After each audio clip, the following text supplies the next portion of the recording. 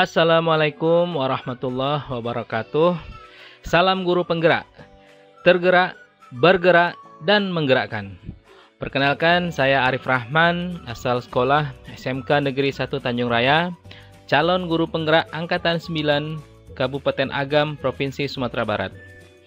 Izinkan saya hari ini memaparkan tugas demonstrasi kontekstual dengan tema Pemikiran Ki Hajar Dewantara dalam pendidikan yang berpihak pada murid.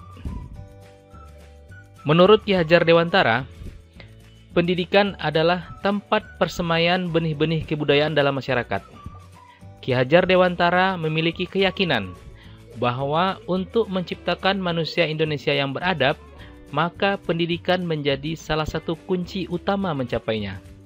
Pendidikan dapat menjadi ruang berlatih dan bertumbuhnya nilai-nilai kemanusiaan yang dapat diteruskan atau diwariskan. Ki Hajar Dewantara juga mengatakan, pendidikan dan pengajaran merupakan usaha persiapan dan persediaan untuk segala kepentingan hidup manusia, baik dalam hidup bermasyarakat maupun hidup berbudaya dalam arti yang seluas-luasnya.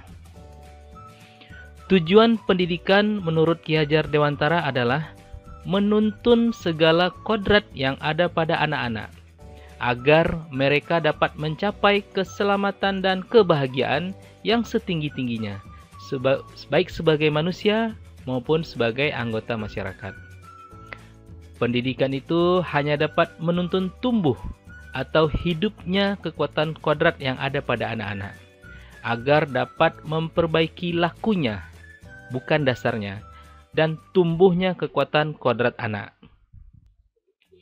Ki Hajar Dewantara mengibaratkan peran pendidik seperti seorang petani atau tukang kebun.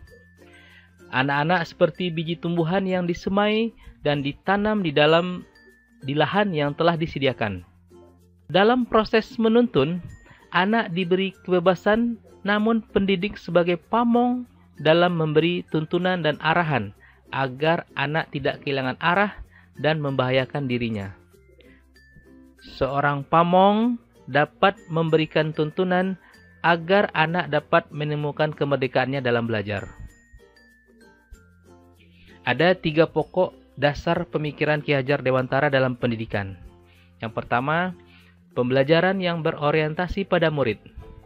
Proses pembelajaran yang mendorong dan mengembangkan keaktifan murid dalam pemahaman konsep maupun teori melalui berbagai aktivitas pengalaman pada berbagai lingkungan belajar, yaitu lingkungan di dalam sekolah dan lingkungan di luar sekolah.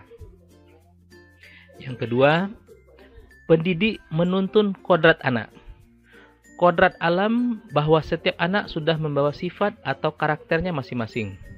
Sedangkan kodrat zaman berkaitan dengan isi dan irama. Sebagai guru harus membekali keterampilan kepada siswa sesuai zamannya, agar mereka bisa hidup, berkarya, dan menyesuaikan diri. Yang ketiga, trilogi pendidikan. Ki Hajar Dewantara ada mengenal atau menyebutkan istilah Ingarso Sung Tulodo, yang mana artinya guru harus bisa menjadi panutan atau teladan di hadapan murid-muridnya. Lalu ada istilah Ing Madya Mangun Karsa. Guru juga harus bisa membangun, mengangkat semangat atau memotivasi murid-muridnya. Lalu ada juga istilah Tut Wuri Handayani. Guru juga harus bisa memberi dorongan kepada murid-muridnya. Strategi untuk mewujudkan pemikiran Ki Hajar Dewantara, pendidikan yang berpihak pada murid, yang pertama yaitu melaksanakan pendidikan yang tidak hanya menekankan pada kognitif saja, tetapi juga afektif dan psikomotorik. Yang kedua, melaksanakan pendidikan yang holistik dan seimbang dalam mengembangkan cipta, rasa, dan karsa murid. Yang ketiga, melaksanakan pendidikan pengajaran yang sesuai dengan konteks lingkungan, alam, dan zaman. Yang keempat, melaksanakan pendidikan dan pengajaran yang sesuai dengan konteks sosio-kultural murid. Dan yang kelima, melaksanakan pendidikan dan pengajaran sesuai dengan fase perkembangan murid berdasarkan usianya. Keenam, melaksanakan pendidikan yang memperhatikan karakteristik dan latar belakang murid itu sendiri. Lalu kita akan jelaskan juga penerapan pemikiran Ki Hajar Dewantara dalam pembelajaran. Yang pertama kita lihat dari segi pembelajaran menuntun, di mana di sini guru menuntun siswa berpikir kritis. Yang kedua, menuntun mandiri. Siswa bekerja secara individu-individu. Setelah itu, untuk pembelajaran menuntun, guru juga di sini mengarahkan. Artinya di dalam kelas, guru bersifat sebagai fasilitator. Sehingga guru tidak banyak berbicara, karena pemikiran Ki Hajar Dewantara, pembelajaran itu berpusat pada murid, bukan pada gurunya. Penerapan selanjutnya sesuai kodrat alam dan zaman, bahwasanya lingkungan sekitar bisa juga sebagai sumber belajar. Seperti ini, siswa jurusan teknik listrik itu menggunakan tiang PLN yang sudah tidak aktif lagi untuk latihan memanjat tiang. Dan ini sangat menyenangkan bagi siswa. Yang kedua, penggunaan teknologi dalam pembelajaran. Nah, ini tugas kita sebagai guru di era industri abad 21 ini. Kita bisa memanfaatkan perangkat elektronik seperti HP Android, smartphone. Bisa kita gunakan untuk ulangan harian, untuk penilaian tengah semester, bahkan untuk penilaian akhir semester. Termasuk pembelajaran, kita juga harus mengikuti perkembangan teknologi.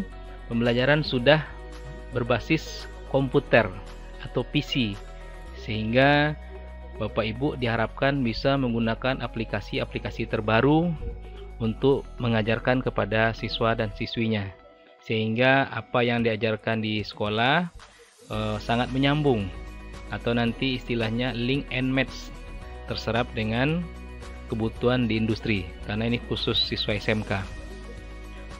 Lalu juga ada penerapan di sekolah pemikiran dari Bapak Ki Hajar Dewantara, budi pekerti. Nah, ini sangat penting. Salam dan berdoa. Jadi kita harus membiasakan setiap pagi siswa mengucapkan salam, termasuk Bapak dan Ibu gurunya, dan sebelum memulai pembelajaran kita awali dengan berdoa, supaya apa yang diperoleh oleh anak didik kita, termasuk kita sebagai pendidik, itu diridhoi dan mendapat berkah dari Allah. Lalu berani mengungkapkan pendapat. Nah, di sini paling penting, karena salah satu tuntutan dari pembelajaran abad 21, siswa mampu berkomunikasi. Lalu siswa juga mampu berkolaborasi. Salah satunya seperti yang ada di tampilan, mereka berani menyampaikan pendapat. Lalu penerapan selanjutnya, bekerja sama dan menghargai orang lain. Nah, ini yang paling penting. Siswa dalam pelaksanaan praktikum kita bagi menjadi beberapa kelompok. Nah, di sini siswa belajar bagaimana menghargai temannya. Tantangan dan solusi pemikiran KHD. Yang pertama, tantangan. Apa tantangan yang terasa setelah kita mencoba menerapkan pemikiran KHD? Yang pertama yaitu rendahnya minat dan motivasi murid mengikuti program yang dilaksanakan sekolah. Lalu yang selanjutnya, minimnya pemahaman guru tentang pemikiran KHD. Nah, itu tantangan. Dan kita juga coba carikan solusinya. Lalu apa solusinya? Yang pertama, kita bisa melakukan pembelajaran dengan model dan metode yang variasi atau variatif, sehingga siswa tidak bosan, siswa merasa senang belajar di kelas atau di bengkel. Yang kedua, setiap guru, siapapun itu, harus membekali diri dengan mengikuti pelatihan atau seminar. Bahkan kalau perlu menambah literasi bahan bacaan tentang pemikiran dari Ki Hajar Dewantara. Demikian pemaparan atau presentasi tentang tugas demonstrasi kontekstual dengan tema pemikiran Ki Hajar Dewantara, bahwasanya pembelajaran itu berpusat kepada murid. Terima kasih, semoga bermanfaat. Assalamualaikum warahmatullahi wabarakatuh.